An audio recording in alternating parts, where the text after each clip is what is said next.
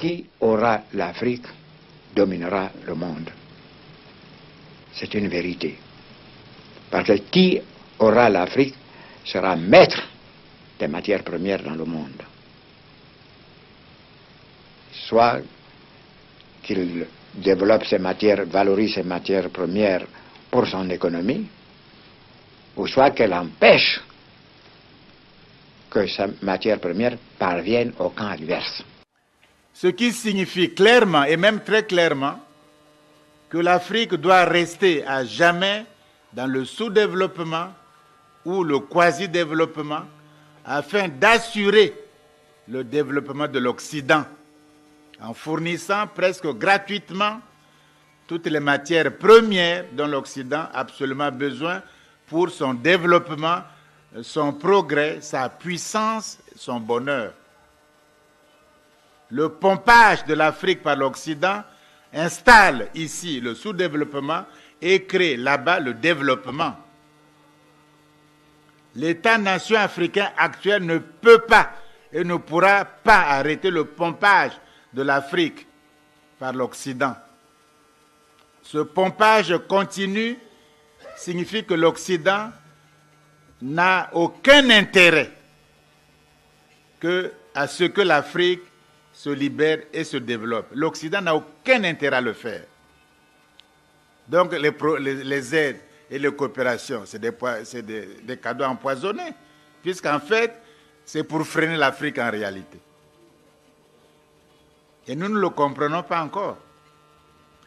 La cause profonde du sous-développement, ce n'est pas tellement ce qu'on raconte, corruption, bonne gouvernance, mais quelle est la cause profonde qu'on ne dit pas, que les experts même africains ne disent pas pour respecter les normes des critères internationaux. La cause profonde du sous-développement, quelle est-elle de l'Afrique noire? Mais cette cause du sous-développement, c'est l'Occident. Il ne faut pas chercher midi à 14 heures. Depuis le XIIIe siècle, à travers la traite négrière atlantique, des millions de Noirs sont pas dans les conditions qu'on sait. À travers l'esclavage, c'est-à-dire traiter des êtres humains sans droits humains comme des animaux. La colonisation, et on payait même les impôts, on vous coupait les bras, si vous n'avez pas payé l'impôt, même mort. La domination, l'apartheid, la néocolonisation, avec des structures inégalitaires et non viables historiquement, comme la France-Afrique. Ce n'est pas viable historiquement. Et eux-mêmes, ils commencent à critiquer ça, et les Africains résistent, ils veulent encore la France-Afrique.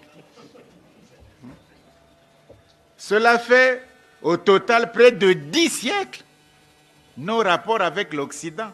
10 siècles. On a passé par toutes les expériences, de l'esclavage aux aides et aux dettes injustes. Ça suffit 10 siècles, non? On veut encore être abruti, sous-développé pendant 10 siècles encore? Alors, si l'Afrique possède, voilà la question, si l'Afrique possède la maîtrise de ses ressources minières, de ses forêts, de ses hydrocarbures, de ses eaux maritimes, de ses terres arables, alors l'Occident s'affaiblit inéluctablement. Donc, il faut, pour le salut de l'Occident et la domination des damnés de la terre, comme disait Frantz Fanon, il faut que l'Afrique noire soit toujours asservie, infantilisée, et on commence par le manque de respect des chefs d'État africains, infantiliser l'Afrique, la néocoloniser et du coup la sous-développer. On a intérêt à le faire par tous les moyens. Tous les instituts, toutes les écoles, tous les grands cerveaux européens travaillent sur cette question-là. Parce que si l'Afrique échappe, nous sommes... La question de l'Afrique n'est donc pas le sous-développement ou le développement. Il faut ouvrir les yeux, ce n'est pas notre question. La question de l'Afrique, on s'est trompé pendant des années dans nos cours de sciences po et tout, de sciences économiques. On s'est trompé.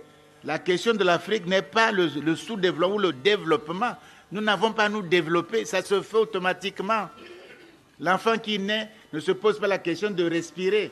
S'il a de bons poumons, il respire automatiquement.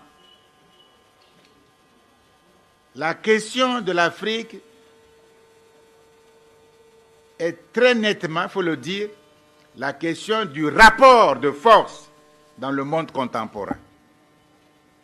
La question du rapport de force dans le monde contemporain. Je vais m'expliquer sur ça, en prenant des images. Pot de terre, c'est-à-dire la céramique, la poterie de terre. Pot de terre contre pot de fer, qui gagne? Qui domine? Qui dirige? Qui fait la loi? C'est tout. Hein?